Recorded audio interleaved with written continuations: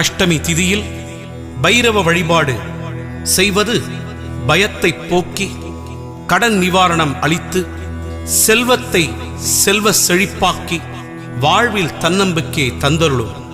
இந்த நாளில் மாலை 4:30 மணி முதல் 6 மணிக்குள் திருவிளக்கேற்றி வீட்டிலேயே இந்த பைரவர் போற்றியை சொல்லலாம்.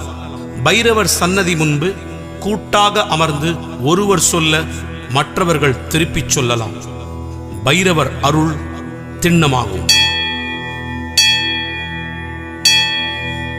ஓம் பைரவனே போற்றி, ஓம் பயநாசகனே போற்றி, ஓம் அஷ்டரூபனே போற்றி, ஓம் அஷ்டமி தோன்றலே போற்றி, ஓம் மயன்குருவே போற்றி, ஓம் அர